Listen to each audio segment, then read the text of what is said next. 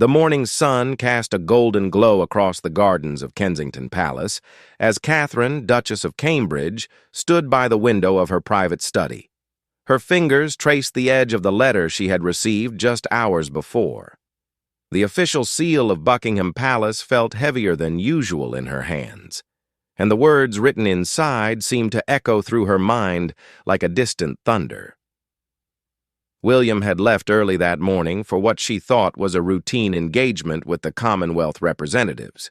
But this letter changed everything. It wasn't just any meeting. It was the beginning of a journey that would take him away from her and their children for 6 months, possibly longer. A diplomatic mission to the Pacific Islands, one that required complete discretion and minimal contact with home. Catherine had always known that duty would sometimes separate them, but this felt different. There had been no preparation, no gentle warning, just a formal letter explaining that Prince William had volunteered for this mission, citing his naval experience and his understanding of Commonwealth relations. What the letter didn't explain was why he had made this decision without discussing it with her first. She remembered their conversation from 3 nights ago, when William had seemed distant during dinner. The children, George, Charlotte, and Louis, had been chattering about their school projects, but William's mind seemed elsewhere. When she asked if everything was all right, he simply nodded and changed the subject to Louis's upcoming football match. Now she understood that he had already known about this mission, had already made his choice. The sound of footsteps in the hallway made her look up. Maria, their trusted housekeeper, appeared in the doorway with a gentle knock. "Your Royal Highness, Prince William has returned. He's waiting in the drawing room," Maria said softly, her eyes showing the concern that everyone in the household was feeling. Catherine took a deep breath and smoothed down her navy blue dress. She had chosen it because William once said it was his favorite on her, though now she wondered if such details even mattered anymore. As she walked through the familiar corridors of their home, each step felt heavier than the last. William stood with his back to the door, looking out at the garden where their children often played. His military posture was evident even in civilian clothes, and Catherine could see the tension in his shoulders. When he heard her enter, he turned slowly, and their eyes met across the room. "You received the letter," he said quietly. It wasn't a question. 6 months, William. 6 months without any real communication. Did you think I wouldn't have questions? Catherine's voice remained steady, but William could hear the hurt underneath. He stepped closer, and she could see the conflict in his blue eyes.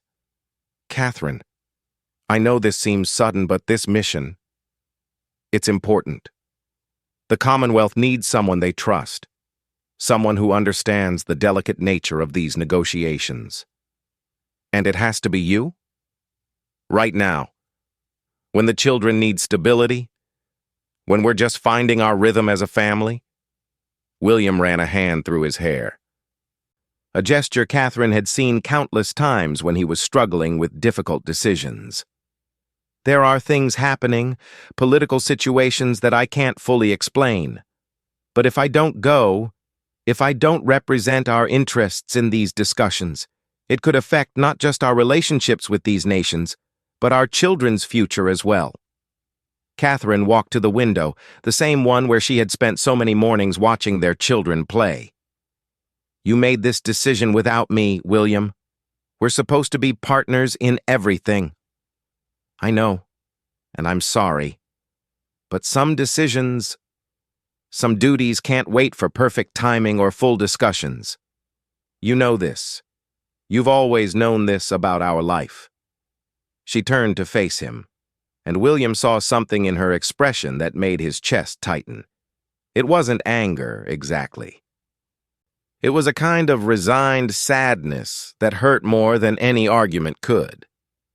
"I do know this," she said softly. "I've always known that duty would come first. But I thought, after everything we've built together, that you would at least include me in these moments, that we would face them together, even if it meant separation." William wanted to close the distance between them, to hold her and explain all the complexities that had led to this moment. But something held him back. Perhaps it was the weight of the responsibility he was about to take on. Or perhaps it was the fear that if he showed any hesitation now, he might not find the strength to leave at all. "The children," Catherine continued. "How do we explain this to them? Louis is only 5, William. He doesn't understand why Papa has to go away for so long. We tell them the truth, as much as we can, that sometimes serving others means making sacrifices. That duty isn't always convenient or comfortable." Catherine nodded slowly, but William could see the tears she was fighting to hold back. "And when do you leave?" "Tomorrow evening. There's a private flight at 8. "Tomorrow?" The word escaped her lips like a whisper. "Tomorrow evening, and you're telling me now?" "Catherine, no, it's fine. I understand. Duty calls, and we answer." She straightened her shoulders, and William recognized the expression on her face. It was the same one she wore during difficult public engagements, when personal feelings had to be set aside for the greater good. That evening, dinner was a quiet affair. The children sensed something was different, but William and Catherine maintained their usual conversation about school, friends, and weekend plans. George, at 10 years old, was the most perceptive. "Dad, you seem different tonight. Are you going somewhere?" he asked as Catherine served dessert. William looked at his eldest son, seeing so much of himself in the boy's serious expression. "Actually, George, I need to talk to all of you about something important." Charlotte, 8 years old and always direct, immediately put down her spoon. "Are you and Mummy getting divorced?" "No, sweetheart," Catherine said quickly, reaching over to touch Charlotte's hand. "No, nothing like that." "Then what?" Louis asked, ice cream forgotten as he looked between his parents. William took a breath. "I have to go on a trip for work, a longer trip than usual. I'll be helping some countries far away solve some important problems." "How long?" George asked. "About 6 months." The silence that followed felt endless. Louis's lower lip began to tremble, and Charlotte's eyes grew wide with disbelief. "6 months?" Charlotte whispered. "But that's forever." "It's not forever," Catherine said gently, though her own voice was strained. "It will feel long, but it's not forever. And we'll find ways to stay connected." "Can we video call like we do with Grandmama and Grandpapa?" George asked, trying to be practical despite his obvious distress. William and Catherine exchanged a look. The mission's security requirements would limit communication significantly, but they couldn't explain those details to the children. "Sometimes," William said carefully, "but not as much as we'd like. The place I'm going doesn't have very good internet." That night, after the children had been put to bed with extra stories and longer hugs, William and Catherine found themselves in their bedroom, packing his belongings. The task felt surreal, mechanical. Catherine folded his shirts with the same care she always did, while William gathered documents and selected books for the journey. "I remember when we first moved in here," Catherine said quietly, placing a folded shirt in his suitcase. "You said this would be our sanctuary, the place where we could just be ourselves away from the cameras and the protocols." "It still is," William replied, but his words felt hollow even to himself. "Is it? Because right now it feels like we're just two people going through the motions, like we're playing roles even here, in our own bedroom." William stopped packing and looked at her, really looked at her. Catherine was still beautiful, still the woman who had captured his heart all those years ago at university. But there was something different in her eyes now, a distance that hadn't been there before. "Catherine, I need you to know that this isn't easy for me either. Leaving you, leaving the children. It goes against every instinct I have." "Then why are you doing it?" she asked, finally voicing the question that had been haunting her all day. William sat on the edge of the bed, his shoulders sagging slightly. Because sometimes the hardest choices are the ones that matter most. These negotiations, they're about more than trade agreements or diplomatic relations. They're about preventing conflicts that could affect millions of people. And if my being there, my representing our values and our commitment to peace, can make even a small difference. I understand the importance, William. I really do. But what I don't understand is why you couldn't trust me enough to be part of this decision. We've faced everything else together. William was quiet for a long moment, staring at his hands. Because I knew that if we discussed it, if I saw the pain it would cause you and the children, I might not be strong enough to go. And then I would spend the rest of my life wondering if I had failed in my duty when it mattered most. Catherine's breath caught. It was perhaps the most honest thing he had said all day, and it hurt more than all the formal explanations combined. So you chose duty over family, over us. I chose duty for us, for our family's future, for the world I want our children to inherit. They finished packing in silence, each lost in their own thoughts. When William closed the last suitcase, Catherine left the room without a word. He found her in the children's rooms, checking on each of them one last time. She stood longest by Louis's bed, watching their youngest son sleep with his favorite stuffed lion clutched in his arms. The next day passed in a blur of final preparations and forced normalcy. Catherine maintained her scheduled engagements, meeting with charity representatives and reviewing upcoming events. William spent time with each of the children individually, creating memories to carry with him and leaving them with special items to remember him by. As evening approached, the reality of the separation became undeniable. The car that would take William to the airport was scheduled to arrive at 7:30. By 7 o'clock, the family had gathered in the main living room, trying to make the most of their final minutes together. The children had prepared a surprise for their father.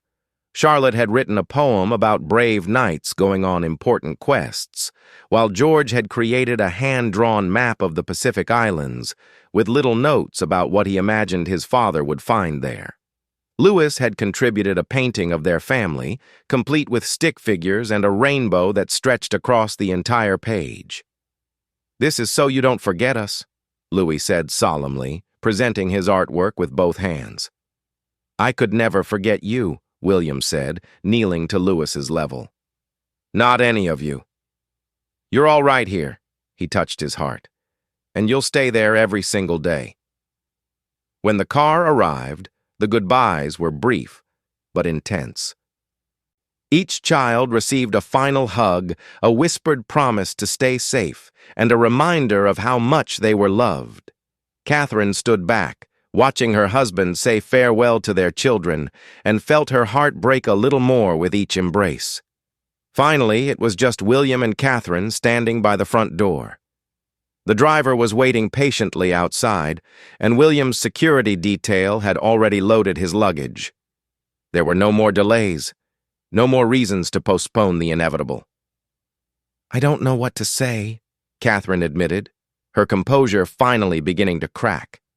"Say you'll be here when I come back. Say we'll find our way through this." "I'll be here," she promised. "But I can't promise that things will be the same.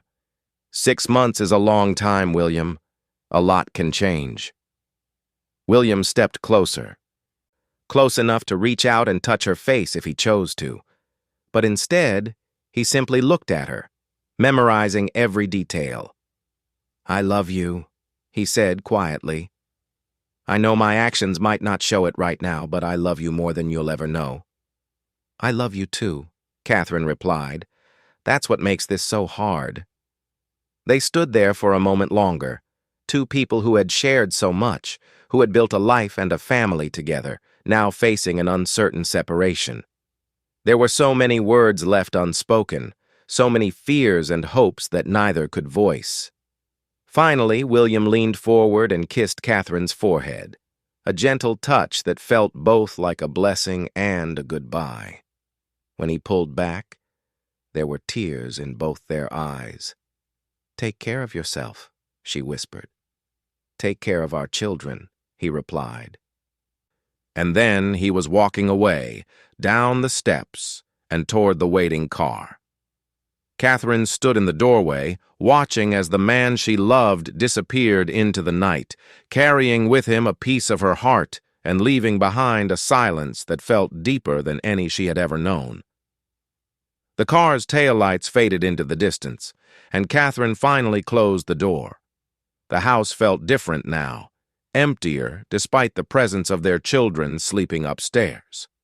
She leaned against the door for a moment, allowing herself to feel the full weight of what had just happened.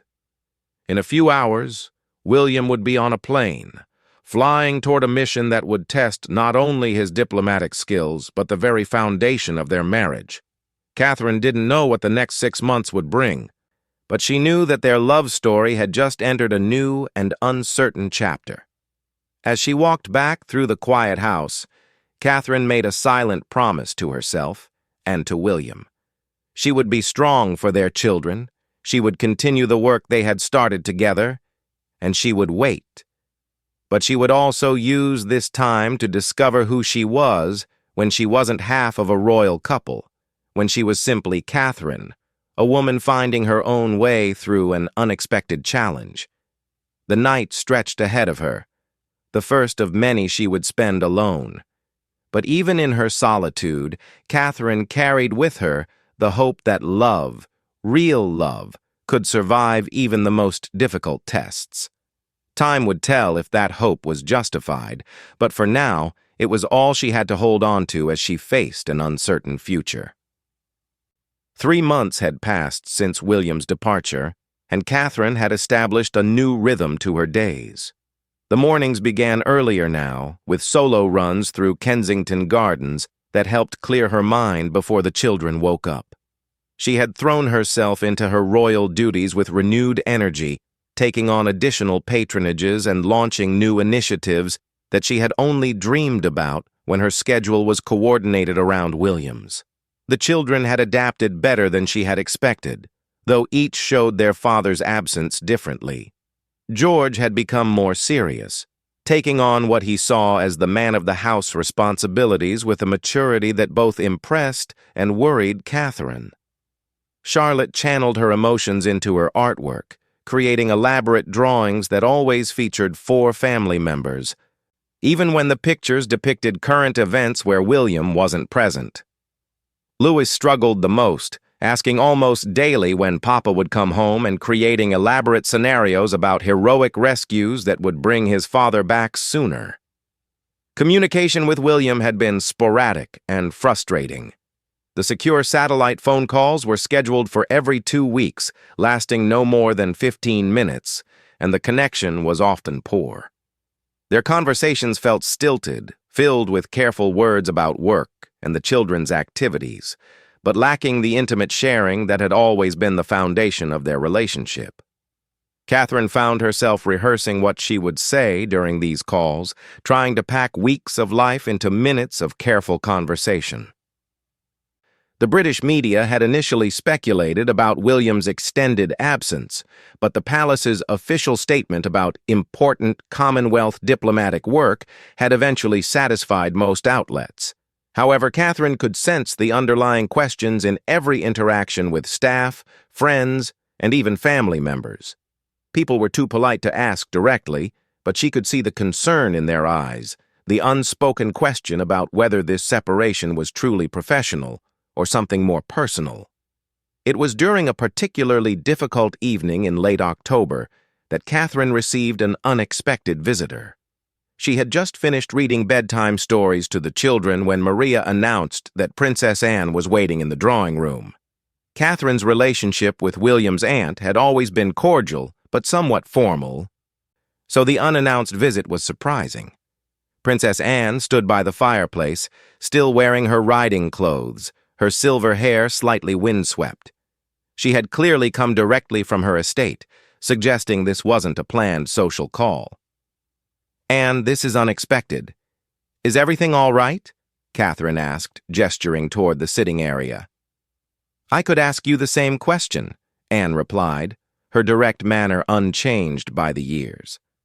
Though I suspect I know the answer. Catherine poured tea from the service Maria had brought in, using the familiar ritual to buy herself a moment to think. If you're asking about William's mission, I'm sure you know more about it than I do. The briefings I receive are quite limited. The mission, yes. But I'm not here about diplomatic protocols, Catherine. I'm here because I'm concerned about you. About what this separation is doing to you and the children. Catherine looked up, surprised by Anne's directness. We're managing fine. The children are resilient and I have my work to keep me occupied. Occupied, perhaps. But are you happy? It was such a simple question, yet Catherine found herself unable to answer immediately. When had anyone last asked her about her happiness? Her days were filled with duties, responsibilities, public appearances, and private worries. But happiness seemed like a luxury she hadn't considered in months. I'm doing what needs to be done, Catherine said finally. Anne leaned back in her chair, studying Catherine with the same intensity she might use when evaluating a horse. You know, when I was younger, I thought duty and personal happiness were mutually exclusive. I believed that choosing one meant abandoning the other entirely. And now? Now I think that's bollocks, Anne said bluntly, causing Catherine to nearly spill her tea. Real duty, meaningful duty, comes from a place of strength and wholeness. When we sacrifice our essential selves on the altar of obligation, we become less effective, not more noble. Catherine set down her teacup carefully. Are you suggesting that William was wrong to take this assignment? I'm suggesting that the way he went about it was wrong. And I'm suggesting that your response to it might be equally problematic. I don't understand. Anne stood and walked to the window, looking out at the garden where the autumn leaves were falling in golden drifts. William is my nephew, and I love him dearly. But he has inherited his father's tendency to compartmentalize his life in ways that ultimately serve no one. He convinced himself that protecting you from this decision was noble, when in reality it was cowardly. Catherine felt a flash of defensiveness. William isn't a coward. He's serving his country, fulfilling his obligations. He's running away, Anne said matter-of-factly. Oh, I'm sure the mission is important, and I'm sure he's doing good work. But he chose this assignment, Catherine. He could have recommended someone else, could have insisted on different terms that would have allowed for proper family consultation. Instead, he made a unilateral decision and then presented it as inevitable duty. Why are you telling me this? Anne turned back to face Catherine. Because I think you know it's true, and I think you're angry about it, and I think you're afraid to acknowledge that anger because it might mean admitting that your marriage isn't the perfect partnership everyone believes it to be. Catherine felt her composure beginning to crack. My marriage is none of your business. Ordinarily, you'd be right, but when your marriage affects the monarchy, when it impacts those children upstairs, when it influences how you carry out your public duties, then it becomes everyone's business. And right now, I'm watching a brilliant woman slowly disappear behind a facade of dutiful patience. Catherine stood abruptly, pacing to the opposite side of the room. What would you have me do? William is thousands of miles away doing work that apparently only he can do. Should I throw a tantrum? Should I demand that he abandon his responsibilities and come home? You should be honest. With him, with yourself, with everyone who cares about you. You should stop pretending that this situation is acceptable and start fighting for what you and your children need. And what exactly do we need? You need a husband and father who makes decisions with his family, not for his family. You need a partner who trusts you enough to include you in the difficult choices. And those children need to see their parents model how to work through challenges together, not how to endure separation with stoic silence. Catherine sank into a chair, feeling suddenly exhausted. It's not that simple, Anne. The complexities of our position, the demands of royal life, They don't allow for normal relationship dynamics. Don't they? Or have you been told they don't for so long that you've stopped questioning whether it has to be true? Anne's words hung in the air between them, challenging assumptions that Catherine had never thought to examine. The idea that she might have choices, that she might be able to demand more than dutiful acceptance, felt both terrifying and liberating. "Even if you're right," Catherine said slowly, "what am I supposed to do about it now? William is committed to this mission. He can't simply abandon it because his wife is having an emotional crisis. First, stop calling it an emotional crisis. What you're experiencing is a rational response to an unacceptable situation. Second, you're going to write him a letter. A real letter, not a carefully worded update about the children's activities. You're going to tell him exactly how his decision affected you and exactly what you need from him going forward. The communications are monitored, Anne. I can't just pour my heart out in a letter that will be read by security officials. Then find another way. You're the Duchess of Cambridge, for heaven's sake. You have resources, connections, ways of making things happen that don't involve official channels." Catherine looked at Anne with new respect. She had always known that William's aunt was formidable, but she hadn't realized the extent of her insight into the complexities of royal relationships. "You've been thinking about this for a while, haven't you?" Catherine asked. "I've been watching you become a shadow of yourself for 3 months. I've seen how you interact with your children, how you carry yourself in public, how you've thrown yourself into work as if achievement could fill the void left by honest communication. The children seem fine. The children are adapting because they're resilient and because they love you. But George is 10 years old and taking on responsibilities that aren't his to carry. Charlotte is expressing her emotions through art because she doesn't feel safe expressing them directly. And Louis asks me about his father every time I visit because he's not getting adequate answers from the adults in his life." Catherine felt tears threatening for the first time since William's departure. "I'm trying to protect them, to maintain stability while their father is away. You're trying to be perfect, and perfection is the enemy of honesty. Those children would rather have a mother who acknowledges that this situation is difficult than one who pretends everything is fine when it clearly isn't." That night, after Anne had left and the children were asleep, Catherine sat in her study with a blank piece of stationery before her. Anne's words echoed in her mind, challenging her to find courage she hadn't known she possessed.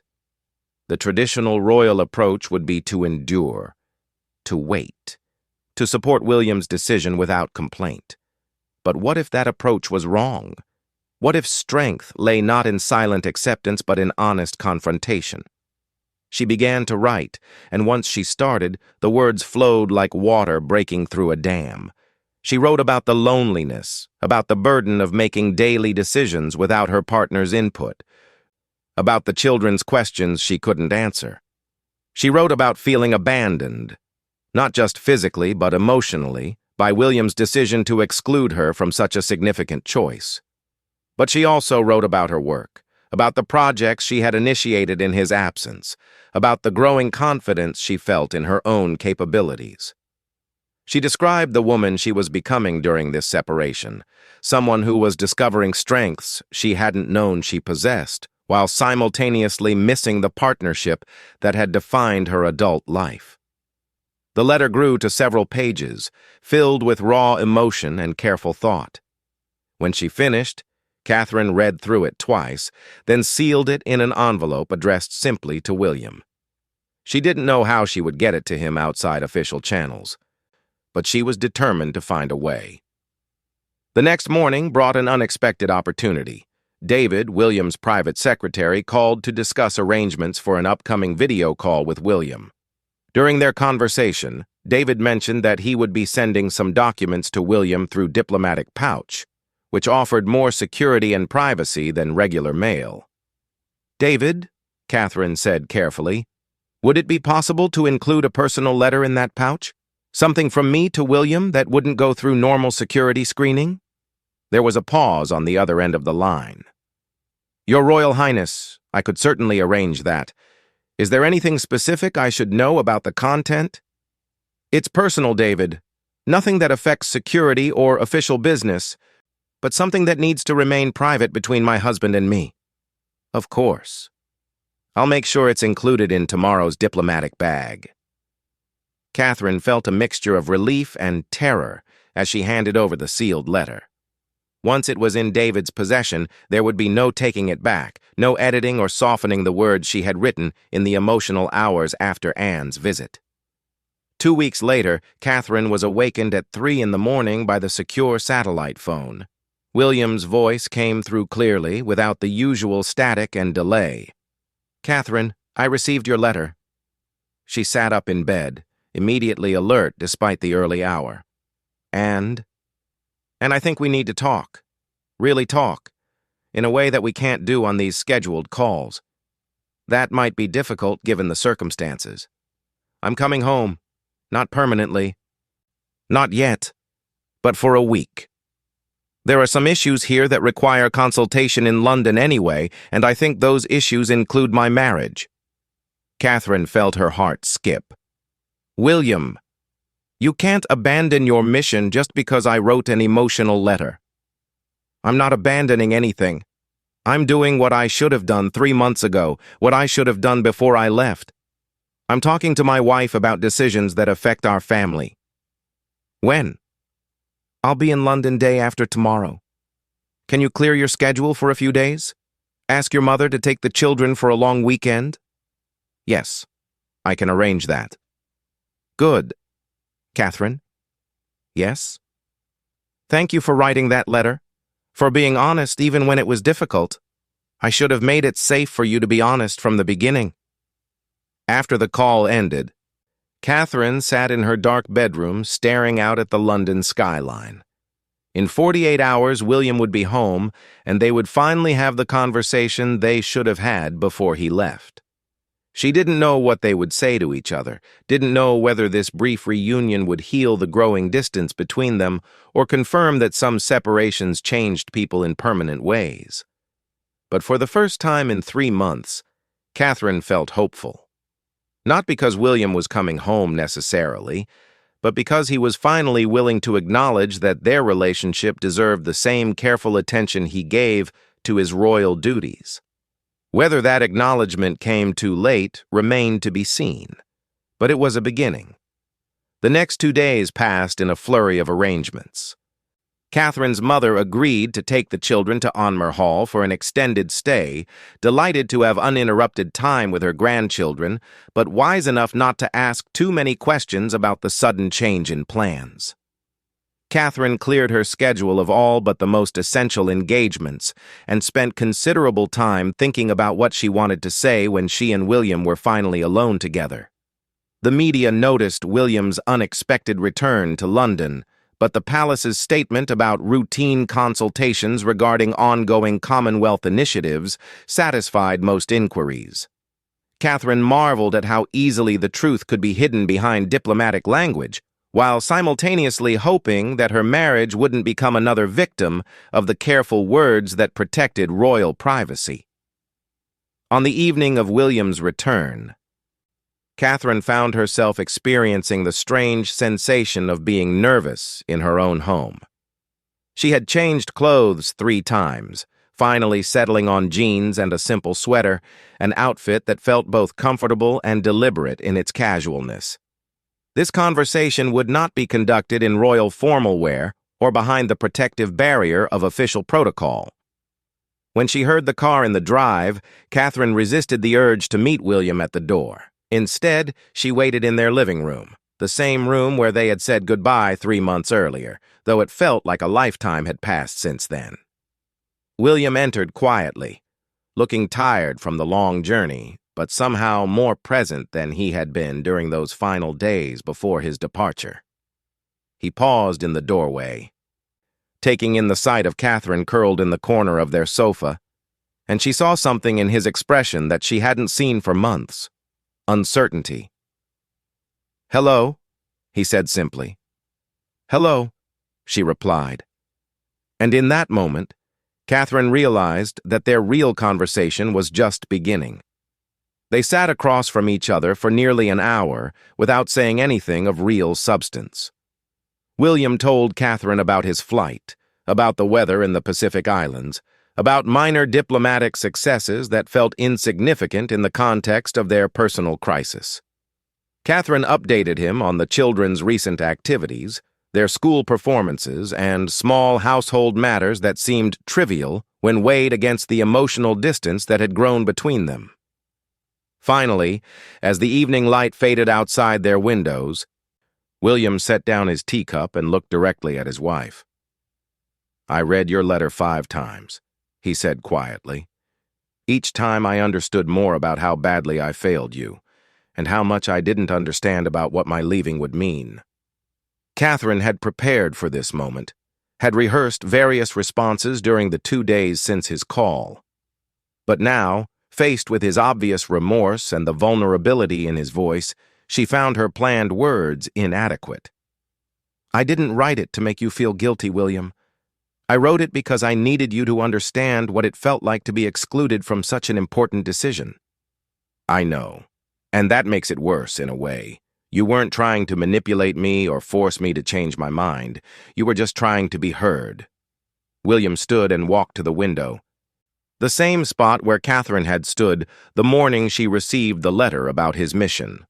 The gesture seemed to acknowledge the role reversal they had experienced over these months of separation. "When I left," he continued, "I thought I was protecting you. I convinced myself that not involving you in the decision was a kindness, that it would spare you the burden of having to choose between supporting my sense of duty and advocating for our family's immediate needs." "But that's exactly the kind of choice that marriages are built on," Catherine replied. "We're supposed to work through those impossible decisions together to find solutions that neither of us could reach alone." William turned back to face her. "I was afraid that if I discussed it with you, if I let you see how conflicted I was about leaving, you would find a way to convince me to stay. And I was afraid that if I stayed, I would resent that choice, and that resentment would poison our relationship anyway." Catherine stood as well, closing some of the physical distance between them, though the emotional gap still felt vast. "So instead, you made a unilateral decision and left me to deal with the consequences. Do you see how that's actually worse? How it shows a fundamental lack of trust in my judgment and in our partnership?" "I see that now. But Catherine, the mission itself, it really was important. The negotiations we've been conducting, the agreements we've reached, they will have long-term implications for Commonwealth relations and for Britain's role in the Pacific region." Catherine studied his face, looking for signs of the same defensive justification that had characterized their final conversations before his departure. Instead, she saw something different: acknowledgement that the importance of his work didn't excuse the way he had handled their personal situation. "I never questioned the importance of the work, William. What I questioned was the necessity of excluding me from the decision and the assumption that you had to handle it entirely on your own." "You're right. And I need you to know that I've spent the last 3 months understanding just how right you are. The work has been successful, yes, but the cost to us, to our children, to our marriage, it's been higher than I calculated when I made the decision to leave." They moved back to the sofa, sitting closer than they had when William first arrived, but still maintaining a careful distance. Catherine could see the exhaustion in his face, not just from travel, but from months of carrying responsibilities and regrets that he hadn't shared with anyone. "Tell me about the mission," she said.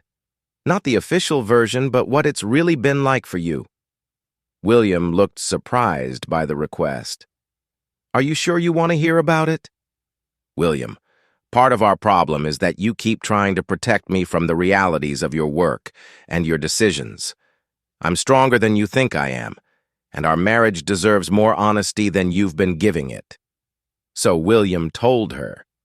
He described the complex negotiations between island nations dealing with climate change, territorial disputes, and economic pressures from larger powers. He explained his role in facilitating discussions about resource sharing, environmental protection, and cultural preservation.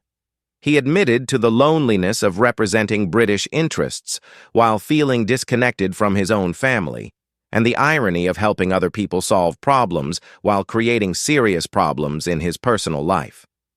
"There were nights," he said, "when I would lie awake wondering if I was becoming my father, putting duty before family in ways that ultimately served neither effectively." Catherine felt something shift inside her as she listened.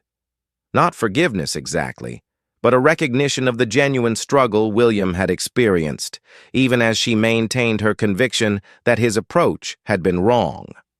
"The difference," she said carefully, "is that you're recognizing the problem and you're here, trying to address it. That's not something your father would have done." Is it enough, though? This recognition, this conversation, is it enough to repair what I damaged when I left?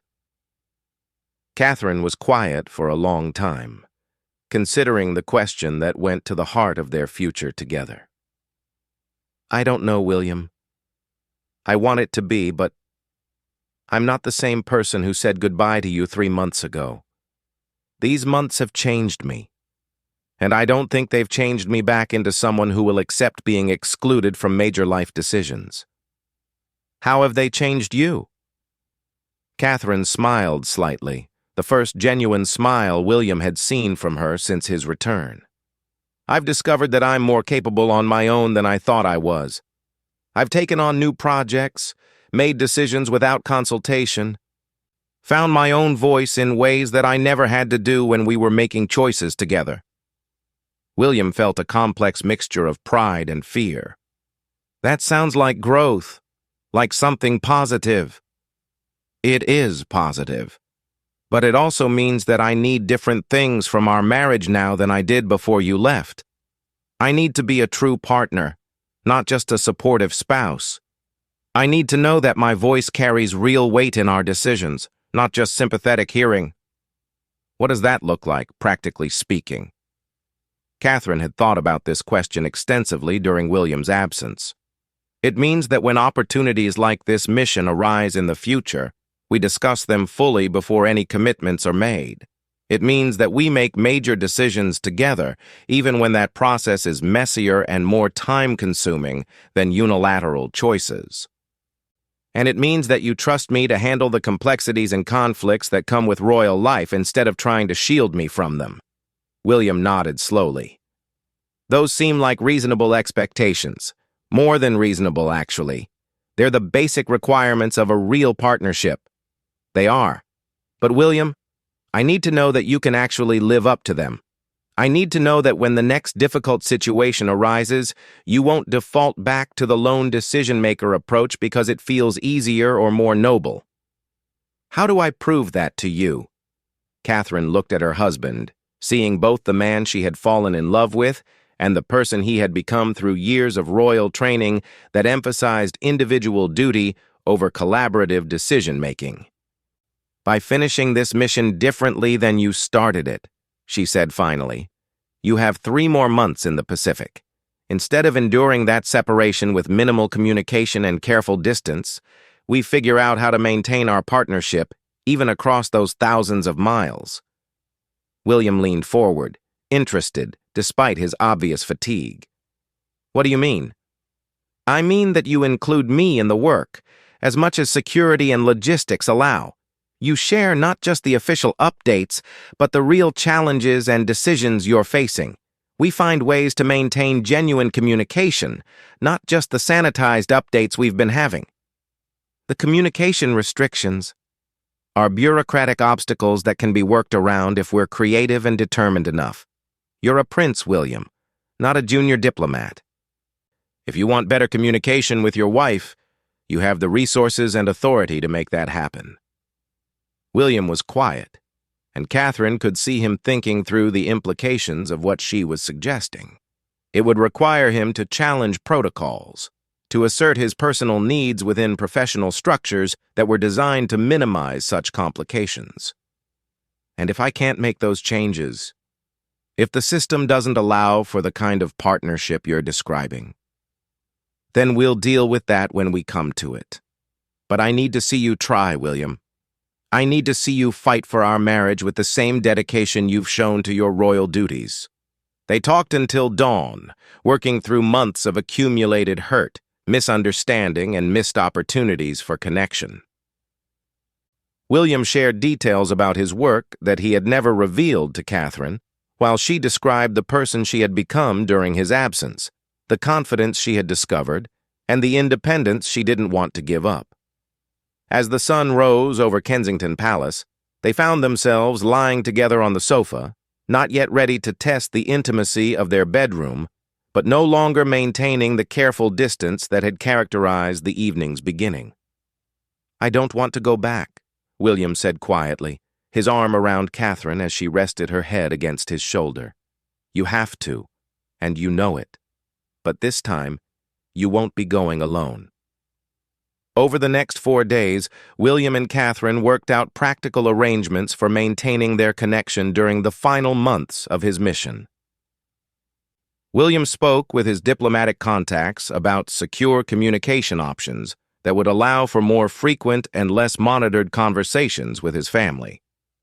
Catherine researched the possibility of making a brief visit to the Pacific region, ostensibly for Commonwealth-related work, but primarily to demonstrate her support for William's mission and her commitment to their partnership.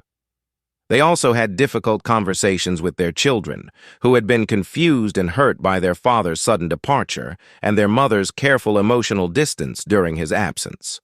George, in particular, had questions about why his parents couldn't simply make decisions that kept the family together. "Sometimes adults make mistakes," William told his eldest son during a private conversation in the garden. "Sometimes we think we're doing the right thing, but we don't consider all the ways our choices affect the people we love most." "Did you make a mistake leaving us?" George asked directly. William considered the question seriously before answering. "I made a mistake in how I left. The work I'm doing is important, but I should have included your mother and all of you in deciding how to handle it. I should have found ways to maintain our family connection even while doing this job. Are you going to make the same mistake again?" "I'm going to try very hard not to. But George, if you ever think that Mummy or I are making choices that don't make sense or that hurt our family, I want you to tell us. You don't have to just accept everything adults do without questioning it." Charlotte and Louis had their own conversations with both parents, expressing their fears about future separations and their confusion about why grown-ups couldn't just live together all the time. Catherine and William worked together to provide reassurance while also being honest about the complexities of their roles and responsibilities. The night before William's return to the Pacific, they had dinner as a complete family for the first time in months. The conversation was lighter than their recent discussions, filled with the children's stories about school and friends, plans for upcoming holidays, and gentle teasing that felt almost normal. After the children were in bed, William and Catherine returned to their own room, a space that felt both familiar and strange after months of separation and days of intense emotional work. "I'm scared," Catherine admitted as they prepared for bed. "Scared that this week has been a false start, that we'll fall back into old patterns once you're gone again." "I'm scared too," William replied. "But I'm also different than I was when I left 3 months ago. This separation, your letter, these conversations, they've shown me what I almost lost through my own stubbornness and misguided sense of duty." They held each other carefully that night, both aware that this physical closeness didn't erase the work they still had to do to rebuild emotional intimacy. But it was a beginning, an acknowledgement that their marriage was worth fighting for, even when that fight required them to challenge systems and expectations that had shaped their entire adult lives. The next morning's departure was completely different from William's leave-taking 3 months earlier. This time, there were no hidden decisions or unilateral announcements. This time, The children knew exactly when their father would return, and Catherine had concrete plans for maintaining connection during his absence. The goodbye itself was still difficult, but it felt hopeful in a way that their previous separation had not. William and Catherine stood together by the car, holding hands and looking at each other with genuine affection rather than the careful distance that had characterized their earlier farewell. 3 months, Catherine said. 3 months, William agreed. And then we figure out what comes next, together. Together, Catherine confirmed. William's departure this time felt like a pause in their relationship rather than an ending. Catherine watched the car disappear with sadness, but not despair. With loneliness, but not abandonment. She had work to do during his absence, not just the royal duties that filled her calendar, but the personal work of becoming someone who could be a true partner in a marriage that was finally being built on honesty rather than assumption. The remaining months of William's mission became a test case for the new approach to their relationship. They talked every other day, not just about schedules and children's activities, but about the real substance of their work and their feelings. Catherine made her planned visit to the Pacific region, spending 5 days with William and seeing firsthand the work he was doing while also demonstrating to the diplomatic community that their marriage was a partnership that enhanced rather than competed with their professional responsibilities. When William finally returned to London for good, he came home to a family that had learned how to maintain connection across distance and to a wife who had proven her strength both as an individual and as a partner. Their reunion was celebratory but not desperate, joyful but not relief-based, grounded in the confidence that they had successfully navigated their first major marital crisis. The story of their separation and reconnection never became public in any detailed way, though observant royal watchers noted the changes in how William and Catherine worked together after his return. They seemed more collaborative in their public appearances, more willing to tackle complex projects as a team, more confident in their individual strengths, while clearly committed to their partnership. Years later, when other couples in their circle faced similar challenges balancing duty and personal relationships, Catherine and William would quietly offer support and perspective based on their own experience. They had learned that love alone wasn't enough to sustain a marriage under the unique pressures of royal life, but that love combined with honest communication, mutual respect, and shared decision-making could create something even stronger than the romantic partnership they had started with. Their silent farewell had indeed touched millions of hearts, though not in the way anyone had expected. It became a testament to the possibility of growth within long-term relationships, proof that even the most challenging separations could become opportunities for deeper connection if both partners were willing to do the difficult work of changing patterns that no longer served their shared future. In the end, Catherine and William's story wasn't just about duty versus love, or about the sacrifices required by royal life. It was about two people who loved each other enough to admit when they were wrong, to grow beyond the patterns that had initially brought them together, and to build something more substantial and honest than what they had started with.